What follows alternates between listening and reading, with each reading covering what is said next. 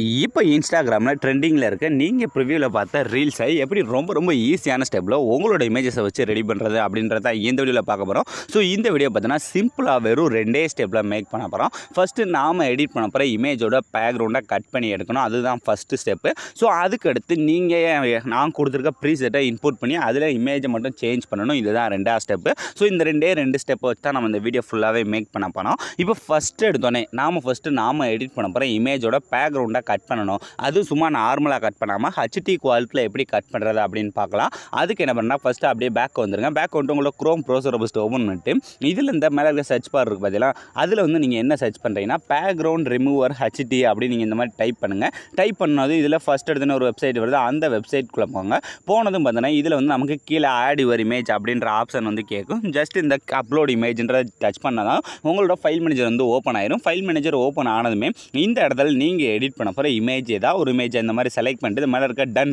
அப்படின்ற கொடுத்தாலே போதும். ரொம்ப ஈஸியாக இந்த வெப்சைட் பார்த்தீங்கன்னா நமக்கு அதில் இருக்க பேக்ரவுண்டை ரிமூவ் பண்ணி நம்மளை மட்டும் தனியாக வந்து கட் பண்ணி கொடுத்துரும். இது வந்து உங்களோட இன்டர்நெட் ஸ்பீடை பொறுத்து தான் ஒர்க் ஆகும். ஸோ உங்கள்ட்ட இப்போ பார்த்தீங்கன்னா நமக்கு வேறு லெவலில் கட் பண்ணி கொடுத்துருச்சா. இப்போ கீழே பார்த்தீங்கன்னா டவுன்லோட் இருக்கா, ஜஸ்ட் அதை கொடுத்தாலே போதும். ரொம்ப ஈஸியாக நீங்கள் இதை வந்து டவுன்லோட் பண்ணிக்கலாம். இப்போ இமேஜை எப்படி கட் பண்ணுறதுன்னு தெரிஞ்சாச்சு. இதே மாதிரி நீங்கள் ஒரு 3 இமேஜை கட் பண்ணி எடுத்துக்கோங்க.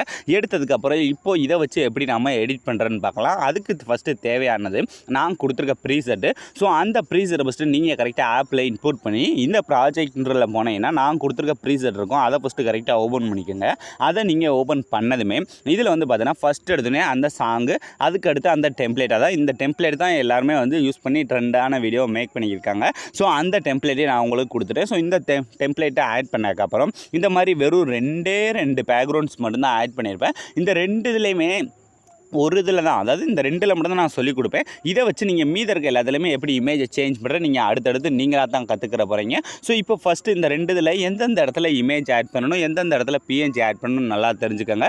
இப்போ ஃபஸ்ட்டு எடுத்தோன்னே ஃபஸ்ட்டு இந்த சின்ன பீட் மார்க்குள்ளே சின்னதாக ஒரு ஆரஞ்சு கலர் பேக்ரவுண்ட் கொடுத்துருக்கான். இந்த க்ளோவிங் எஃபெக்டோட ஜஸ்ட் அந்த பேக்ரவுண்டை டச் பண்ணுங்கள். டச் பண்ண இந்த கீழே இருக்க கலர் அண்ட் ஃபில். ஸோ இந்த டெக்ஸ்ட்டை டச் பண்ணால் அவங்களோட ஃபைல் மேனேஜர் வந்து ஓப்பன் ஆயிரும். ஃபைல் மேனேஜர் ஓப்பன் ஆனதுமே இந்த இடத்துல இப்போ நாம் பேக்ரவுண்டை ரிமூவ் பண்ணி கட் பண்ணி வச்சுருக்கோம் பார்த்தீங்களா இமேஜ், அதை வந்து செலக்ட் பண்ணணும். இப்போ எக்ஸாம்பிளுக்கு இந்த இமேஜ் இருக்கா. ஸோ இதில் நான் பேக்ரவுண்டை ரிமூவ் பண்ணி கட் பண்ணி வச்சிருக்கேன். இந்த பிஎன்ஜி இமேஜை செலக்ட் பண்ணிவிட்டு இந்த மேலே இருக்க ப்ளஸ் ஐக்கான் கொடுத்தாலே போதும். ரொம்ப ஈஸியாக இப்போ ஃபஸ்ட்டு இதில் ஈஸியாக சேஞ்ச் ஆயிரும். சேஞ்ச் ஆனதுக்கப்புறம் இப்போ இந்த இமேஜ்லேருந்து பேக்ரவுண்டை ரிமூவ் பண்ணாமல் ஒரிஜினல் இமேஜ் இருக்கும் பதிலாக அதை வந்து இந்த சைடு ஆட் பண்ணணும். ஸோ அதனால் ஃபஸ்ட்டு அந்த பேக்ரவுண்டை டச் பண்ணி அதே மாதிரி கலர் அண்ட் ஃபில். ஸோ அதே மாதிரி டெக்ஸ்ட்டை டச் பண்ணால் ஃபைல் மேனேஜர் ஓப்பன் ஆயிரும். ஓப்பன் ஆனதுமே இப்போ இந்த இமேஜோட ஒரிஜினல் இமேஜ் எங்கே இருக்குன்னு பாருங்கள். ஸோ அந்த இமேஜ் வந்து இந்த இடத்துல ஆட் பண்ணணும். ஸோ இதை மட்டும் நீங்கள் கரெக்டாக பண்ணிக்கோங்க. ஸோ இப்போ பார்த்தீங்கன்னா இந்த இமேஜ் ரெடி ஆயிடுச்சா.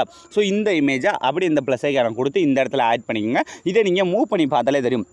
இந்த பிஎன்ஜி இமேஜஸ் வந்து நம்மளோட இமேஜ் வந்து மாறுறது. ஸோ இதில் நீங்கள் சைஸை வந்து சும்மா தெரியாமல் கூட டச் பண்ணி இந்த மாதிரி மாற்றிடாங்க. மாற்றினா உங்களுக்கு இந்த எஃபெக்ட் 2மே ஒரே சைஸில் வந்து மாறாது. ஸோ இந்தளவுக்கு மாறினதுக்கப்புறம் இதே மாதிரியே அடுத்து இந்த இடத்துல என்ன பண்ணால் அதே மாதிரியே. ஸோ இந்த இமேஜ் பார்த்தீங்கன்னா கொஞ்சம் லென்த்தாக தான் ஆட் பண்ணி கரெக்டாக அந்த பீட் மார்க் இல்லாமல் அதோட எக்ஸ்ட்ரா தான் இருக்கும். அந்த மாதிரி தான் நீங்களும் ஆட் பண்ணணும். இப்போ ஃபஸ்ட்டு அந்த பீட் மார்க்கோட ஸ்டார்டிங் போயிருங்க. அந்த 8.17 செகண்ட் போயிட்டு இப்போ இந்த கிழக்க ப்ளஸ் ஐக்கான அதே மாதிரி அந்த மீடியாவை டச் பண்ணிட்டு இப்போ இந்த இடத்துல எடிட் பண்ண போகிற அடுத்த இமேஜஸ் இருக்குது பார்த்தீங்களா, அடுத்த பிஎன்ஜி. ஸோ அதாவது அடுத்த பிஎன்ஜி இந்த மாதிரி ஒரு பிஎன்ஜியை செலக்ட் பண்ணிவிட்டு இந்த மாதிரி இருக்க 3 டாட்டா ஃபஸ்ட்டு டச் பண்ணி இந்த ஃபில் கம்போசிட் ஏரியா அப்படின்ற கொடுத்து ஃபில் ஸ்க்ரீனில் செட் பண்ணி கரெக்டாக அடுத்த பீட் மார்க்கில் இதை கட் பண்ணி வச்சுக்கோங்க. கட் பண்ணி வச்சதுக்கப்புறம் இப்போ இந்த இமேஜோட ஒரிஜினல் இமேஜ் இருக்கும் பதில் அதை வந்து இந்த சைடு ஆட் பண்ணணும். ஸோ அதுக்கு அந்த பீட் மார்க்கோட ஸ்டார்டிங் வச்சுட்டு கிழக்க ப்ளஸ் ஐக்கானு அதே மாதிரி மீடியாவை டச் பண்ணிட்டு இந்த இமேஜோட ஒரிஜினல் இமேஜ் எங்கே இருக்குன்னு பாருங்கள். ஸோ அதே மாதிரி அந்த பேக்ரவுண்டை ரிமூவ் பண்ணாத ஒரிஜினல் இமேஜை செலக்ட் பண்ணிவிட்டு அதே மாதிரி அந்த 3 டாட்டா டச் பண்ணி ஃபஸ்ட்டு ஃபுல் ஸ்க்ரீனில் செட் பண்ணி கரெக்டாக அந்த பீட் மார்க்கில் இருந்து கொஞ்சம் தள்ளி அந்த சைடு செட் பண்ணியிருந்தோம்னா அதே மாதிரி இந்த அளவுக்கு இழுத்துக்குங்க.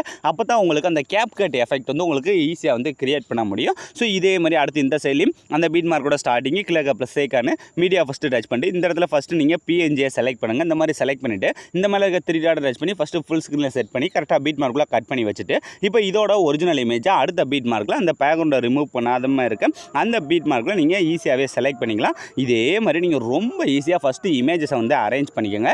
இப்போ பார்த்தீங்கன்னா கரெக்டாக நம்ம இமேஜஸை வந்து வரிசை அந்த மாதிரி அரேஞ்ச் பண்ணியாச்சா. இனி இந்த ஸ்டார்டிங்கில் இருக்க இந்த 2 எஃபெக்டை காப்பி பண்ணி மீத இருக்க எல்லாத்துக்குமே யூஸ் பண்ண போகிறோம். ஸோ அதாவது இந்த ஃபஸ்ட்டு இந்த சின்ன இமேஜ் பிஎன்ஜி இமேஜ் இருக்கா, ஜஸ்ட் அதை டச் பண்ணுங்கள். டச் பண்ணிட்டு இப்போ இந்த ப்ளே பண்ணுற ரைட் சைடு இருக்க டூப்ளிகேட் சிம்பிளை டச் பண்ணிங்கன்னா இல்லை இந்த நாளாக இருக்க காப்பி லேயர் அப்படின்னு மட்டும் கொடுத்துட்டு இப்போ அப்படியே பேக் வந்துட்டு இதுக்கு அடுத்து ஒரு பிஎன்ஜி நம்ம ஆட் பண்ணி பதில் அதில் வந்து பேஸ்ட் பண்ணணும். அது எப்படி பண்ணுறது?